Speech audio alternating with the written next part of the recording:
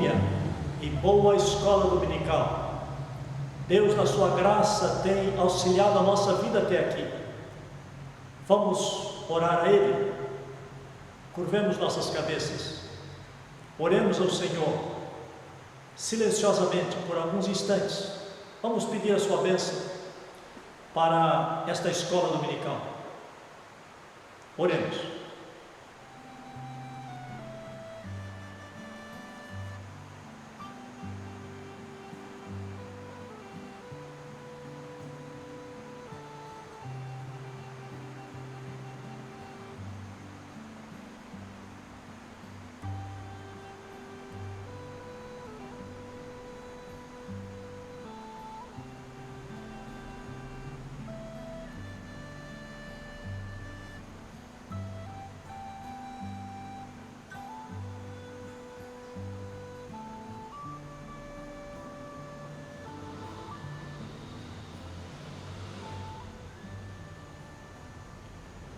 Senhor Deus e nosso Pai, te agradecemos por mais esta manhã e por esta escola dominical. Obrigado, Senhor Deus, pela rica oportunidade que nos dás de não somente te louvar pela tua muita bondade, mas também, Senhor Deus, a rica oportunidade de estudarmos a tua palavra, de ouvirmos os ensinamentos da tua palavra. Dirige-nos com teu Espírito. Nosso coração, ó Deus, age para que nós possamos ouvir com atenção, ouvir com condições de praticar a tua palavra. Em nome de Jesus nós oramos. Fale ao nosso coração. Amém. Vamos ouvir a leitura do Salmo 46. Deus é o nosso refúgio e fortaleza, socorro bem presente nas tribulações. Portanto, não temeremos, ainda que a terra se transtorne e os montes se abalem no seio dos mares, ainda que as águas tumultuem e espumejem e na sua fúria os montes se estremeçam. Há um rio cujas correntes alegram a cidade de Deus, o santuário das moradas do Altíssimo. Deus está no meio dela, jamais será abalada. Deus a ajudará desde antemanhã. Bramam nações, reinos se abalam, ele faz ouvir a sua voz e a terra se dissolve. O Senhor dos exércitos está conosco, o Deus de Jacó é o nosso refúgio. Vinde, contemplai as obras do Senhor, que assolações efetuou na terra. Ele põe termo à guerra até os confins do mundo, quebra o arco e despedaça a lança, queima os carros no fogo. Aquietai-vos e sabei que eu sou Deus, sou exaltado entre as nações, sou exaltado na terra. O Senhor dos exércitos está conosco, o Deus de Jacó é o nosso refúgio. O Senhor dos exércitos está conosco, o Deus de Jacó é o nosso refúgio. Nas lutas da vida, em todos os momentos, o salmista tinha Deus como o comandante supremo, aquele que sabe como fazer-nos triunfar em uma batalha, aquele que triunfa por nós, aquele que luta as nossas batalhas, nos auxilia para termos vitória e podermos então caminhar diante dos grandes problemas da vida com segurança, nunca temendo. Deus abençoe assim com a sua paz ao nosso coração. Vamos nesse instante louvá-lo com o hino de número 13. Cantemos ao Senhor.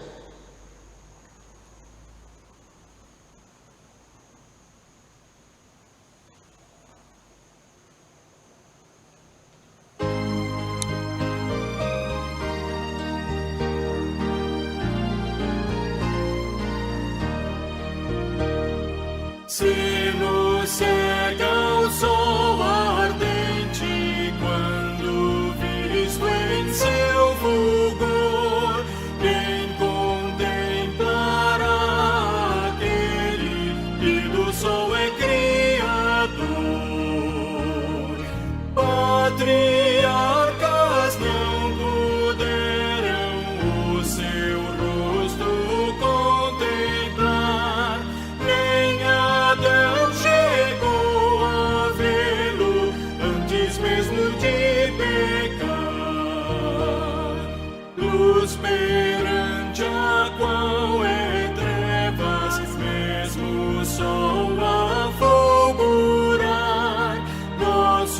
Teus olhos pecadores não te podem contemplar. Fogo em cima da arca santa, sarça ardente do Sinai, são figuras dessa glória do Senhor eterno Pai.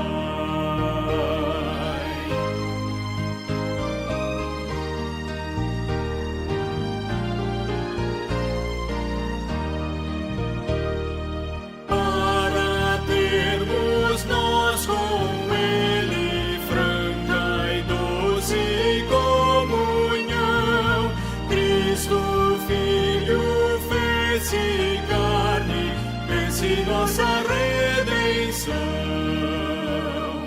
para que na glória eterna o vejamos já sem véu. Cristo padeceu a morte, o caminho abrindo ao céu.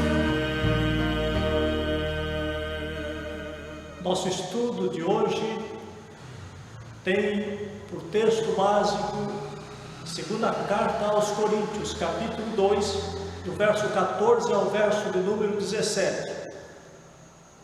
Ouça a leitura desse texto, 2 Coríntios, capítulo 2, versos 14 a 17.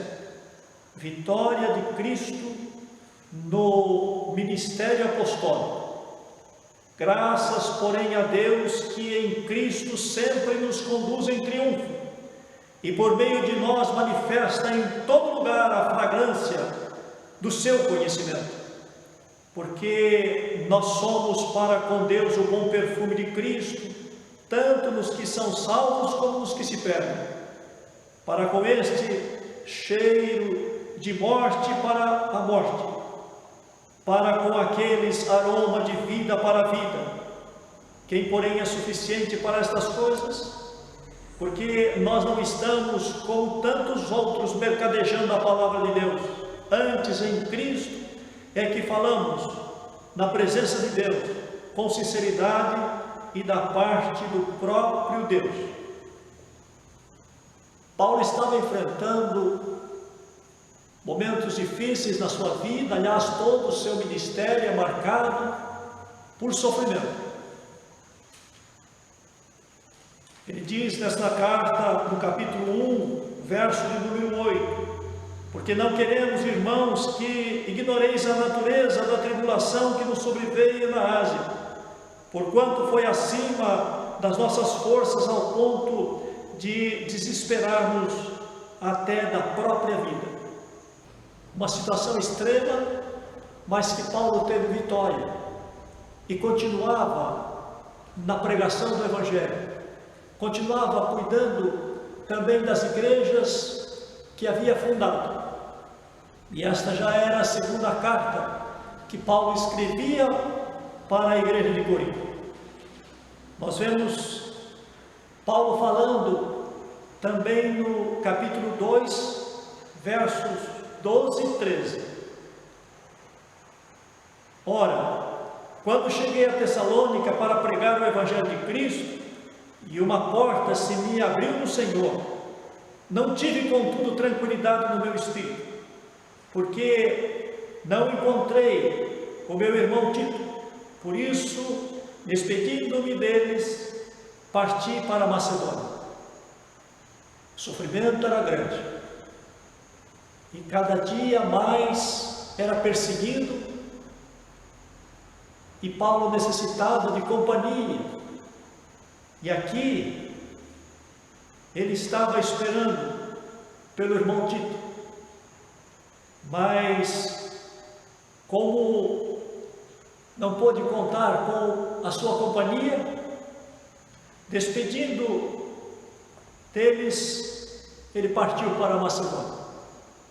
Uma coisa interessante que a gente aprende com Paulo, diante das dificuldades da vida, Paulo era capaz, como uma águia, de alçar voo nas alturas e olhar lá de cima com desprezo para com todas as frustrações e sofrimentos que passara até então. E assim ele conduz, ou melhor, é conduzido por Deus em todo o seu ministério. E aqui, dos versos 14, ou do verso 14 ao verso do número 17, nós temos Paulo falando da vitória de Cristo no ministério apostólico. Ele diz aqui, agradecendo a Deus, graças porém a Deus, que em Cristo sempre nos conduz em triunfo, e por meio de nós manifesta em todo lugar a fragrância do seu conhecimento. Verso 15, porque nós somos para com Deus o bom perfume de Cristo, tanto nos que são salvos, como nos que se perdem. Aqui nós vemos Paulo falando sobre o bom perfume de Cristo, e aqui ele está se referindo ao Evangelho. O Evangelho que salva, o Evangelho que redime as pessoas dos seus pecados, o Evangelho que coloca agora o pecador diante de Deus, mediante a obra de Cristo na cruz, como se ele nunca tivesse pecado antes. Esse pecador arrependido, contrito, agora caminha com Deus, mediante o Evangelho de Cristo.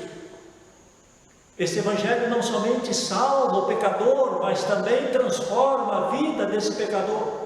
Não somente perdoa os pecados para que possa conviver com Deus por toda a eternidade, mas vai formando agora esse pecador segundo a imagem de Cristo. Paulo então fala deste bom perfume de Cristo, tanto nos que são salvos quanto nos que se perdem. Para com os que são salvos, esta fragrância de vida, mas para os que se perdem, um cheiro horrível de morte eterna. Porque este Evangelho que traz o perdão, ele traz também a condenação para os impenitentes. Nós gostaríamos de meditar com os irmãos nesta manhã sobre esse bom perfume de Cristo nos que são salvos. Aqui o bom perfume é de Cristo. Nós não temos este bom perfume em nós mesmos. De nós mesmos, nós podemos ver o que a Bíblia diz e temos que concordar com o que a Bíblia diz a nosso respeito. Olha o que diz Isaías, capítulo 64, verso de número 6. Mas todos nós somos como imundo, e todas as nossas justiças como trapo de imundícia.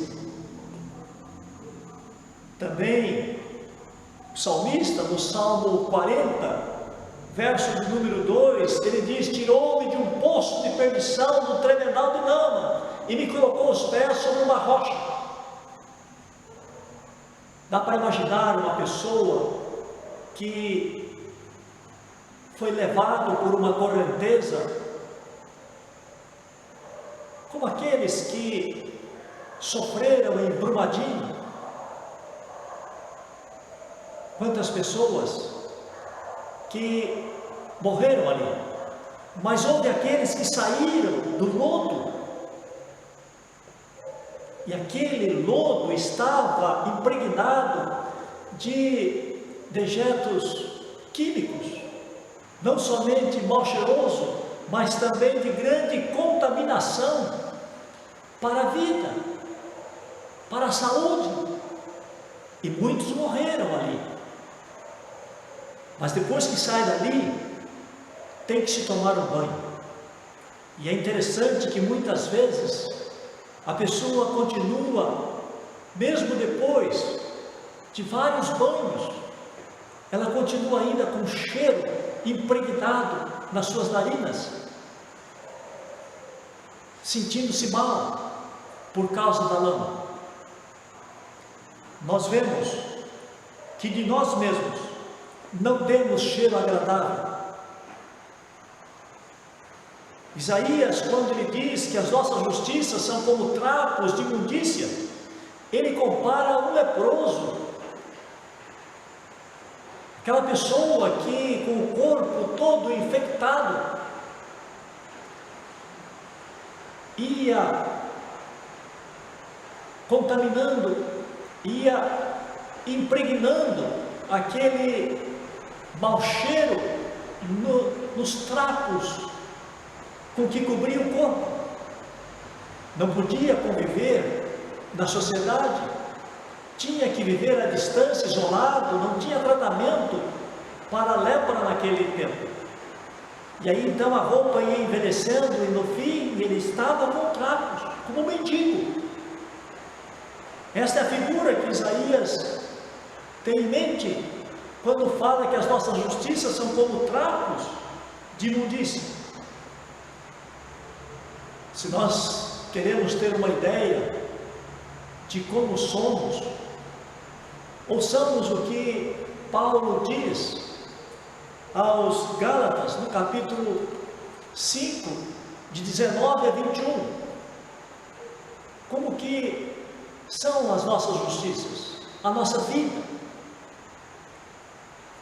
Ora, as obras da carne são conhecidas e são prostituição, impureza, lascívia, idolatria, feitiçaria, inimizade, porfias, ciúmes, iras, discórdias, dissensões, facções, invejas, bebedice, glutonaria e coisas semelhantes a essas, a respeito das quais eu vos declaro, como já outrora vos preveni, que não herdarão o reino de Deus os que tais coisas praticam. Olha aí que diagnóstico horrível que Deus dá no ser humano. Fazemos muitas vezes coisas boas, mas de maneira egoísta, vaidosa, pretensiosa, arrogante, muitas vezes. Mas vejamos o que a Bíblia fala sobre o bom perfume de Cristo em nós. Nesse mesmo texto de Gálatas 5, os versos 22 e 23, dá o diagnóstico do cristão, daquele que já está em Cristo. Mas o fruto do Espírito é amor, alegria, paz, longanimidade, benignidade, bondade, fidelidade, mansidão, domínio próprio. Contra essas coisas não há lei. Mas o fruto do Espírito é amor, alegria, paz. E Paulo segue falando sobre esta essência do cristão, por causa de Cristo, por estar ligado a Cristo, por Cristo estar através do seu Espírito vivendo nele. E Paulo chama de fruto do Espírito. É interessante que os perfumes, eles existem de plantas, de ervas, perfume também, perfumes de flores, mas os perfumes mais leves e perfume doce são das frutas. E aqui, Paulo falando sobre as 9 partes intrínsecas do fruto do Espírito, ele começa com o amor, aquele amor que tem prazer em servir as pessoas de maneira sacrificial, sem esperar algo em troca. Ama por amar. Nós vemos que o cristão, ele vive isto por causa de Cristo. Cristo nos amou desta forma, sem esperar nada em troca de nós. Aliás, não precisava nada de nós para a sua glória, para a maior riqueza do seu reino. Não, absolutamente. E se Ele vem para nos salvar, e veio para nos salvar, nós cremos assim, é por puro amor. E é este amor que o cristão aprende, recebe na sua vida para viver. Aliás, a Bíblia diz em Romanos 5, verso 5, que Deus derrama este amor pelo seu Espírito em nossos corações. Então, através do Espírito, nós temos a fonte deste amor para viver este amor. Como é gostoso estar convivendo com uma pessoa que tem este amor, que vive esse amor, amor de Cristo, mas também a alegria, a pessoa que é capaz de se alegrar em situações desfavoráveis, em situações difíceis. Esta alegria, ela independe das circunstâncias. Paulo, ele diz em Romanos 8, 28, que todas as coisas cooperam para o bem daqueles que amam a Deus, que são chamados segundo o seu propósito. Esta alegria, então, é por saber que todas as coisas estão sendo conduzidas por Deus, e estão sendo utilizadas por Deus, para Deus trabalhar na nossa vida e formar a nossa vida segundo Ele. A Bíblia diz que nós já não pertencemos mais a este mundo, nós pertencemos a Cristo e ao céu. Nós não pertencemos mais ao reino deste mundo, mas ao reino de Cristo. Já fomos transportados do reino deste mundo para o reino de Cristo, para agora viver segundo Ele, com as operações dEle, e Ele usando todas as coisas para a nossa formação. Então, Paulo podia ver o propósito final, ser como Cristo. E para ser como Cristo, se necessário é sofrer e morrer. Então Paulo tinha isto por alegria, por satisfação. Mas nós vemos também Paulo falando sobre a paz. A paz aqui também, ela é incircunstancial. Deus é capaz de tranquilizar o nosso coração nos momentos mais aflitivos da vida, mais irritantes, de maior perseguição. Deus é capaz de tranquilizar o nosso coração.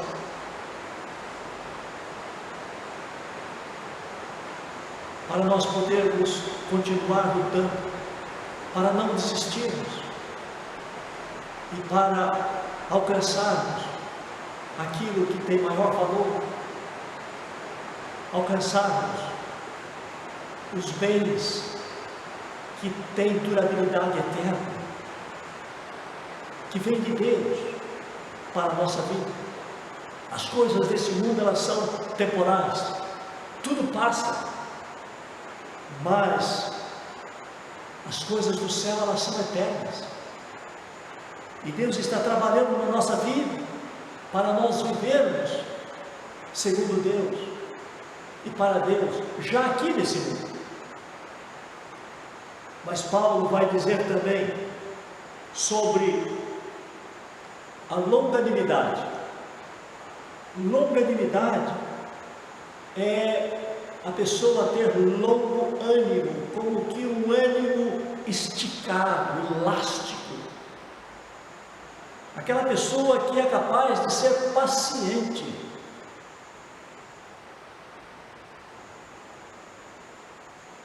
aquela pessoa que ela é capaz de enfrentar as maiores dificuldades sem perder o seu controle emocional. Paulo fala também sobre a benignidade. A benignidade é aquela gentileza. A benignidade, ela é extremamente, ou em todos os momentos, ela é capaz de agir com gentileza. Eu conheci um homem que poderia dizer que era extremamente gentil com sua esposa. Quando estávamos com ele e em presença de outros, nós vimos a extrema gentileza dele para com sua esposa. Mas longe, ele se despedia da gentileza. Era um homem rude, era um homem extremamente exigente. Sua esposa sofria muito com ele. Agora, em Cristo Jesus, esta gentileza, ela faz parte da nossa pessoa, da nossa alma, do nosso espírito, porque é fruto do Espírito de Deus. Mas vemos também a bondade, e se nós queremos um exemplo de bondade, Jesus contou a parábola do bom samaritano, aquela pessoa que ajuda para aliviar a carga, aquela pessoa que trabalha para amenizar o sofrimento quando não pode sanar. E assim nós vemos o bom samaritano. E ali, uma figura de Cristo, que vem para auxiliar a nossa vida e salvar a nossa vida, para um dia estarmos com Ele no céu, sarados de todas as enfermidades, libertos de todos os sofrimentos desse mundo, as angústias,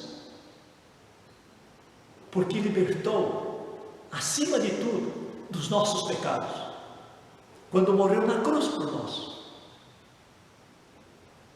E nós vemos então essa bondade de Jesus, quando o jovem rico compareceu perante ele para saber sobre a vida eterna e o chamou de bom mestre. Jesus disse: ninguém é bom senão um só, que é Deus.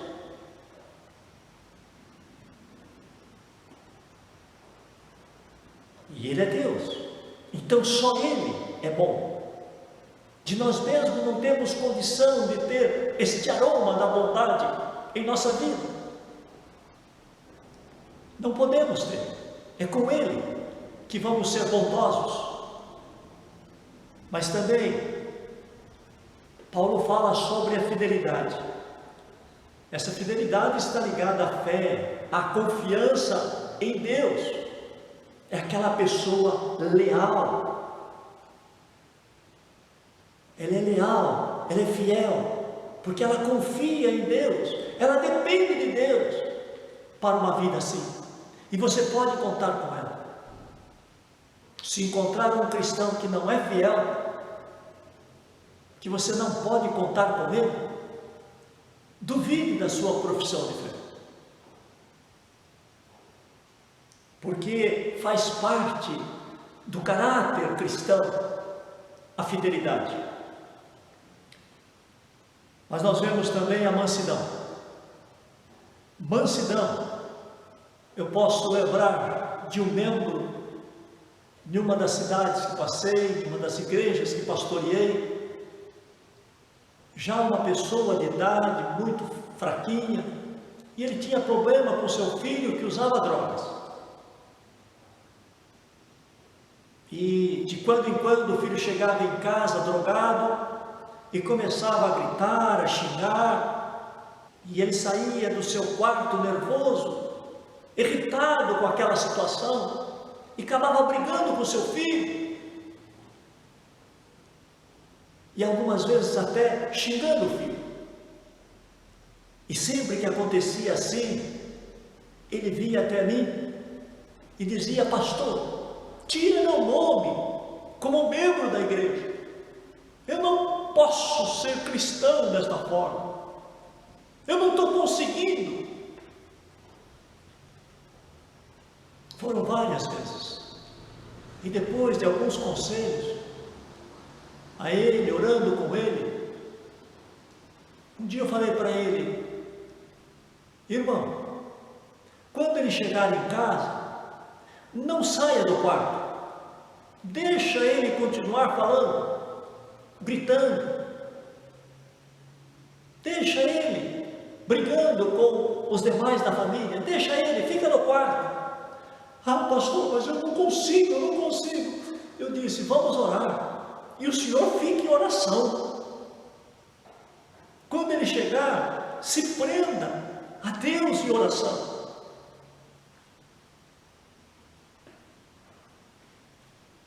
Teve um dia que ele me procurou e disse: ah, pastor, com um sorriso: ah, pastor, eu consegui. O filho chegou brigando, chegou gritando, mas eu me mantive calmo. Eu busquei a Deus em oração. Eu não saí do quarto. Tive vontade de sair do quarto para falar alguma coisa para ele, mas eu não saí. Como que é importante a pessoa buscar ser mansa, não agredir as pessoas com palavras, e às vezes é necessário ficar no quarto para ser manso, ou para ser amansado por Deus, em oração, buscando a Deus. E aí depois ele pôde conversar com o filho de outra forma. E ele disse que naquele dia o filho saiu, e depois no outro dia voltou diferente. Como que Deus opera quando nós vivemos o fruto do Espírito e exalando esse bom perfume de Cristo na nossa vida, o perfume também da mansidão. Mas Paulo vai falar sobre o domínio próprio. Domínio próprio tem a ver literalmente em estar controlando-se a si mesmo, tendo domínio dos seus desejos, tendo domínio das suas vontades. Ele é capaz de ver até onde ele pode ceder à sua vontade sem pecar contra Deus, contra si mesmo ou contra as pessoas.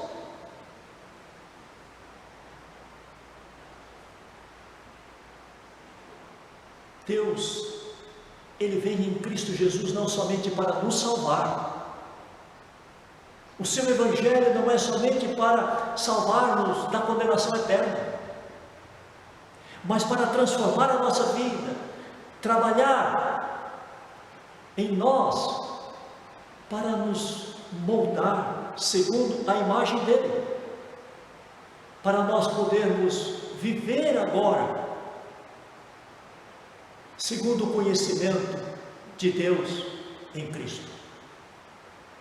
E aí então, nós vamos ter este bom perfume de Cristo, no seu amor, na sua alegria, na sua paz, na sua longanimidade, na sua benignidade, na sua bondade, na sua fidelidade, na sua mansidão, no seu domínio próprio. E aí então as pessoas vão ver uma pessoa diferente em nós, com a qual elas terão satisfação, porque elas estarão recebendo aquilo que o mundo não pode dar, só Cristo.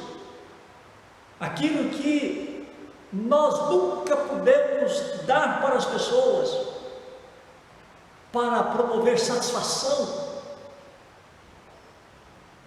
nos seus corações, para com a nossa vida, nos nossos relacionamentos e nas situações mais adversas da vida. Paulo então pregava este evangelho, porque era o bom perfume de Cristo para aqueles que são salvos. O cristão, ele tem uma vida que dá prazer, uma vida que faz os outros serem felizes, porque é a vida de Cristo fluindo através dele, através do Espírito Santo de Deus. Se você não está vivendo com este bom perfume de Cristo, do conhecimento de Cristo Jesus, busque a Ele em oração. Tire tempo para estar com Ele no quarto, estudando a sua palavra. Nas horas difíceis, busque a Ele em oração. Clame a Ele misericórdia. E quando não for o bom perfume na vida de alguém, não agir em amor, não agir com domínio próprio, com controle, não agir em paz, em longanimidade, em bondade, peça perdão e não desanima não. No começo da minha vida cristã, e toda criança ela cai mais do que o adulto. À medida que ela vai crescendo, ela vai se fortalecendo para cair menos. E no começo da minha vida cristã, era natural que eu errasse mais, mas eu não entendia. E um dia, aborrecido com a minha vida, com pecados na minha vida e nos meus relacionamentos, eu cheguei para o irmão da igreja e disse: eu creio que eu não estou salvo não, eu continuo ainda do jeito que eu era. Aí ele leu para mim Filipenses 1,6: estou plenamente certo de que aquele que começou boa obra em vós há de completá-la até o dia de Cristo Jesus. Filipenses 1,6, dali para frente eu gravei. Até hoje esse versículo fala ao meu coração, e sempre que necessário que peça perdão, se humilhe.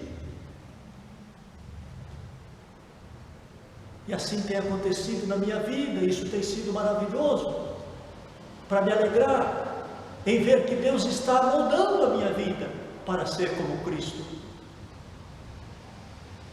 E assim Deus abençoe a sua vida também. Amém. Vamos cantar o hino número 68. Eu creio, Senhor, na divina promessa. Vitória já tive nas lutas aqui. Contudo, é muito certo que a gente tropeça. Por isso, Senhor, eu preciso de Ti.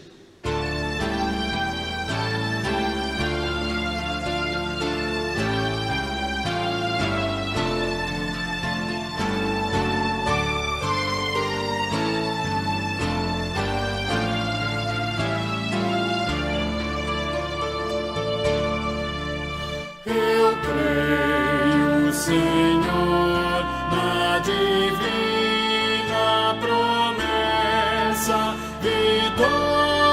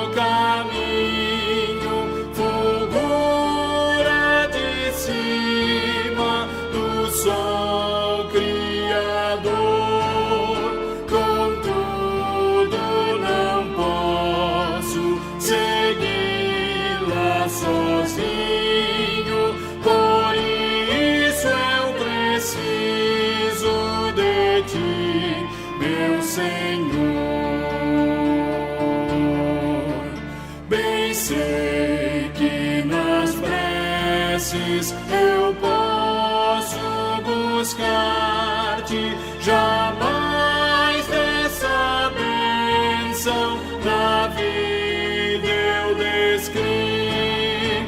Contudo é possível que dela me afaste, por isso, Senhor, eu preciso de ti.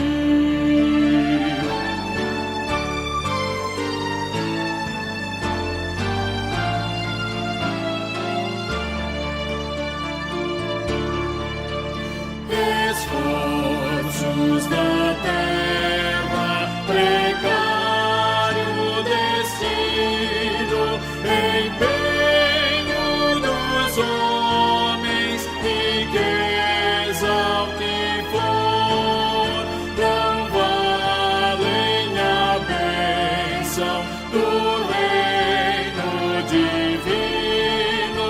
Por isso eu preciso de ti, meu Senhor.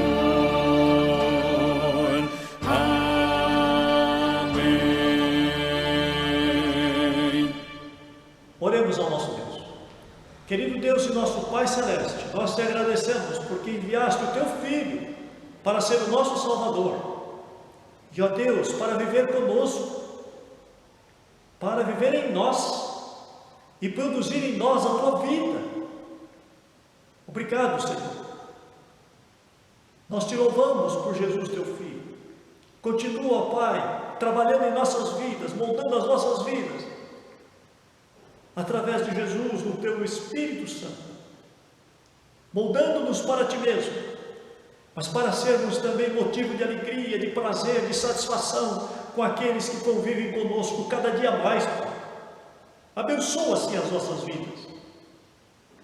É isto, ó Pai, que traz real satisfação para a nossa alma e que nos motiva diante das dificuldades, tribulações, tentações, sofrimentos, perseguições nesse mundo. Um dia estaremos com o Senhor no céu, livres de todos esses males, mas já aqui e agora, faz-nos cada dia mais termos experiência com o teu Evangelho, no poder do teu Evangelho transformador, não somente que nos salva dos pecados e da condenação, mas que nos transforma na imagem do teu Filho. Em Cristo oramos.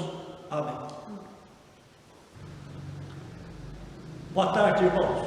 Deus abençoe a todos. E até a noite, quando voltaremos para cultuarmos a Deus, assim Deus nos permitir. Uma boa tarde a todos. Amém.